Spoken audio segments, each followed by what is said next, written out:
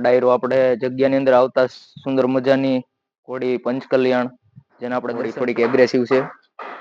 જો કે તમે જોવો છો કાન શીપે છે. અને કેમ કે બહાર આવ્યા તો ડોગ પણ આપણી સાથે આવ્યો બહાર, કે ખેડૂત હશે એને તો ખબર જ હશે આની વિશે બધી. એ પણ તમને રામ રામ ડાયરો, સ્વાગત છે તમારું અમારા એક નવા વિડીયોમાં. તો આપણો ઘણા બધા દિવસો પછી પાછો એક નવો વ્લોગ આવી ગયો છે. આપણે બહુ લાંબો બ્રેક લઈ લીધો છે. બહુ લાંબા બ્રેક પછી આપણે પાછો નવો વિડીયો આવી ગયો છે. અને નવા વર્ષના બધાને રામ રામ. અને આપણે હવે આપણા ગામથી નીકળી ગયા છીએ અને જાય છે નેમિનાથ બાપુ આશ્રમ, જે નાળ થી 3 કિલોમીટર અંદર આવ્યો છે, જંગલમાં આશ્રમ. તો આપણે અહીંયા આશ્રમે જઈએ. આશ્રમે ઘણા બધા એનિમલ છે, જેમ કે ડોગ્સ, જર્મન શેફર્ડ, પછી ઘોડી, ગીર ગા, પછી એવા બધા ઘણા બધા એનિમલ છે. અને જગ્યા બધું તમને બતાવશું. અને આપણે હવે આગળ જઈએ.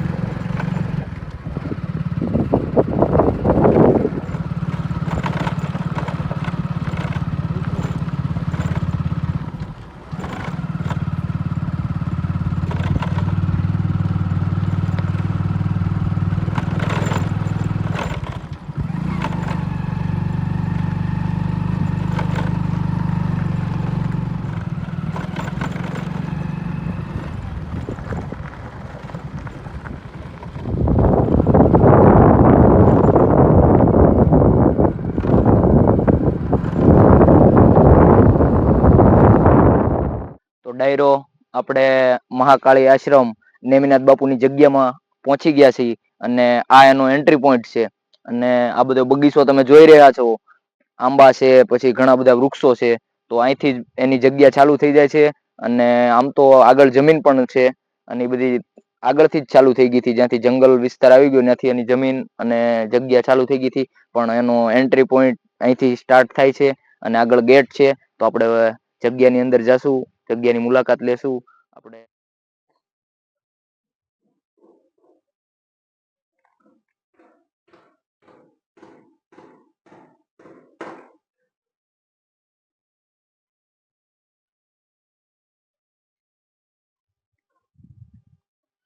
તો ડાયરો, આપણે જગ્યાની અંદર આવતા સુંદર મજાની ઘોડી પંચકલ્યાણ, જેના આપણે દર્શન થયા છે.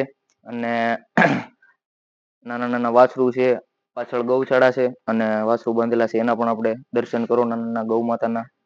અને જગ્યામાં ઘણા બધા એવા એનિમલ છે. અને અત્યારે અંદર આપણે એન્ટ્રી કરતા જ તે ઘોડીના દર્શન થયા છે. તો આગળ હવે આપણે જઈએ, આશ્રમના દર્શન કરીએ.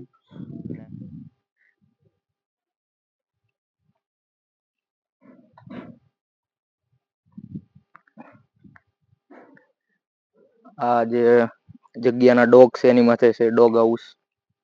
અને ડોગ તો અંદર હશે. અને એક આની પાછળ છે. પછી આપણે જોશું. અત્યારે આપણે દર્શન કરી લઈએ.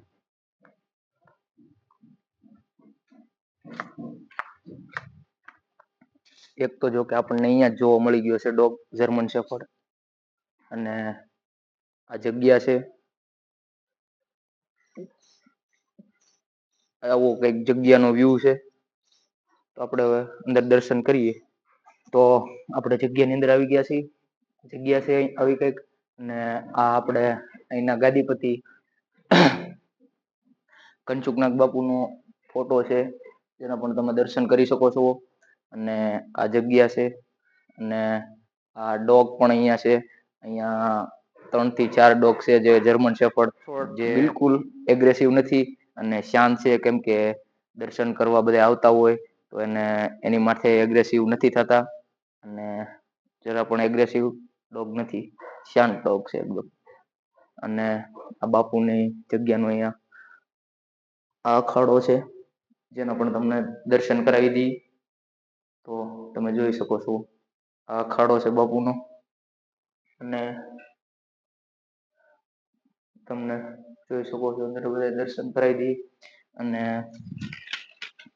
આ છે ખેતીવાડીને લગતા બધા ઓજારો. જો કે તમે ગામડાના હશો તો આની વિશે બધી માહિતી હશે તમે કે ખેડૂત હશે એને તો ખબર જ હશે આની વિશે બધી. એ પણ તમને બતાવીએ નજીકથી. એવું કંઈક શોમાં રાખેલું છે બધા ઓજારો.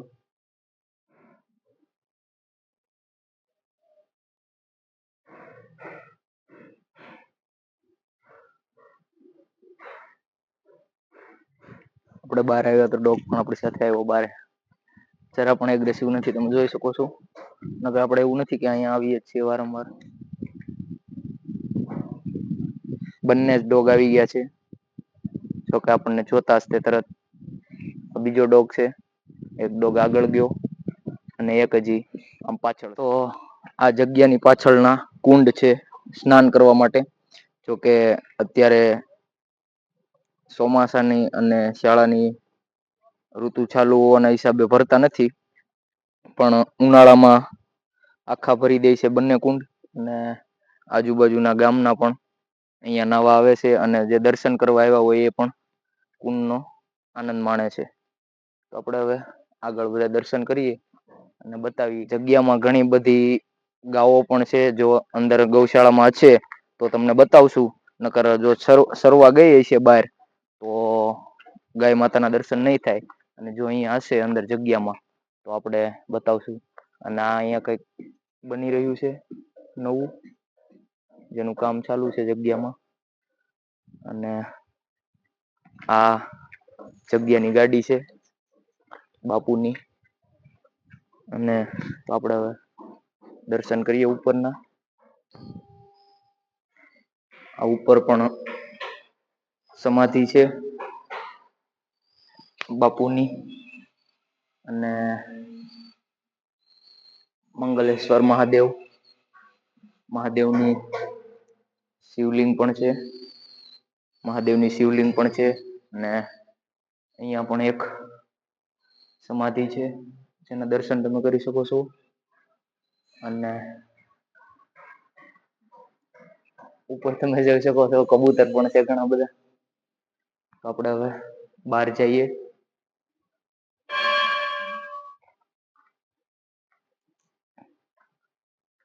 તો આ જગ્યાની ગૌશાળા છે. જોકે ગાવું અત્યારે બધી સરવા ગઈ છે. અને આગા ગીર છે અને આગા કદાચ વિહાણી હોય એના હિસાબે અહિયાં રાખવામાં આવી છે ઘરે. બાકી બધી ગાઉ સરવા ગઈ છે. જોકે અંદરે ગૌશાળાની અંદર એક પણ ગાય નથી. અત્યારે એક જ ગા છે અંદર ગૌશાળામાં. બાકી બધી ગાય મને એવું લાગે છે કે સરવા ગઈ હોય એવું. આપણે આગળ જોઈએ. આગળ પણ એક ગૌશાળા છે તો ત્યાં જઈને જોઈએ બીજી હોય તો.